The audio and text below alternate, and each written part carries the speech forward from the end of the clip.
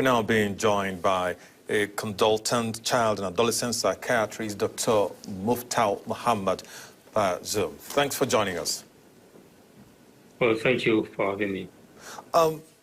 These children have been released, but you see, a lot of questions have, bugging the minds of many Nigerians. One of them is, what kind of care should be given to these children now that they have been, released back home? Well, thank you. They've been in captivity for some time, and when children and adolescents remain in captivity, they would have suffered a lot of challenges, a lot of emotions in terms of they may have some numbness regarding what has happened.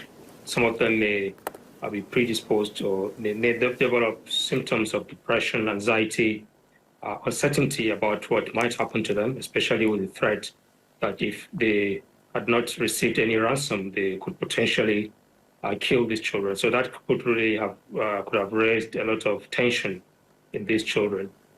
Now that they are out and they've been released, they would have suffered a lot of problems, ranging from anxiety, depression, acute stress reaction, and so on.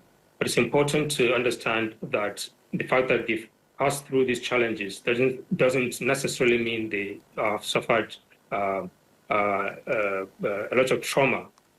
We shouldn't really assume that all of them are traumatized, because that can really affect our ability to actually provide the needed support they need to maintain, to support their mental health and well-being.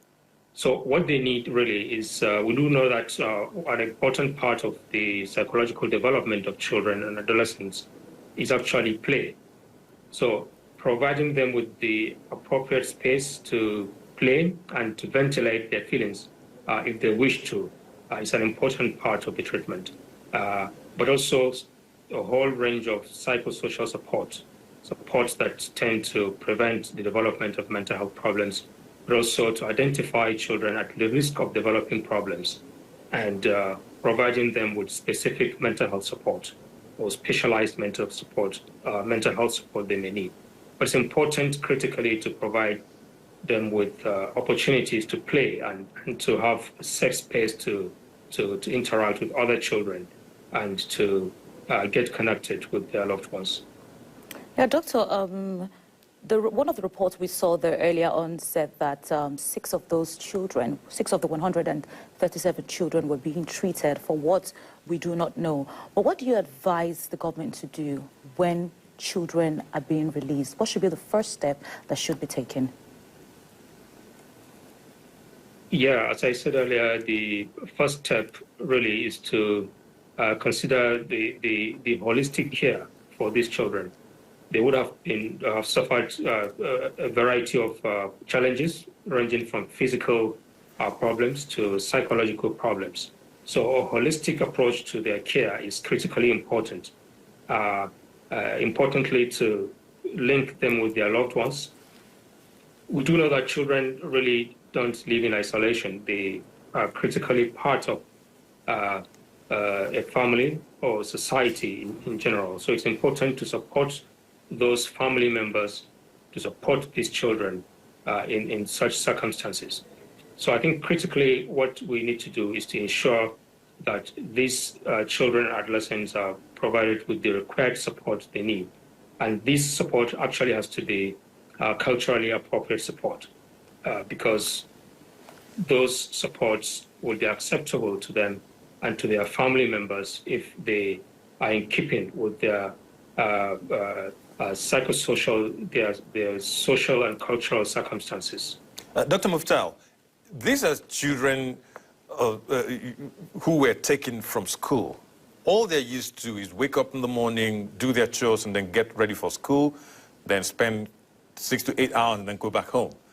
Right now, many of them are going to be afraid to go back to school.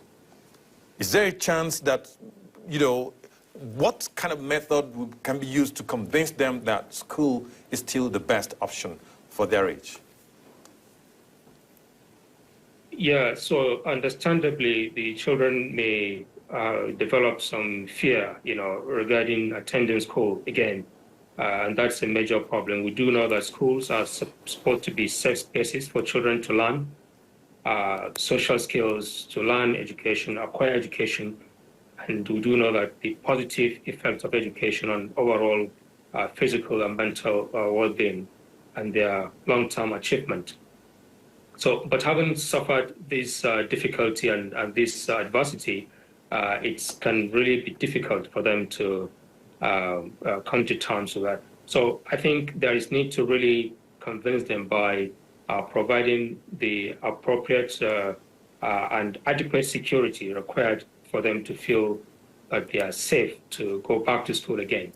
That will require some form of high level of commitment by the government to demonstrate that these schools can really be safe again, and then engage their parents, and then when the children feel comfortable, then they will be able to go back to school again. But I think the first step is to ensure these spaces are really safe for the children to really see that they can go back. That commitment, I think, can then give them hope to stimulate them to go back to school. Because schools are supposed to be safe spaces for them to learn social and collaborative skills and to acquire the needed education they require for their sustainable development. Thank you very much, Dr. Muftau Mohammad, consultant child and adolescent psychiatrist, for joining us on the News Hour. Thank you. Thank you for having me.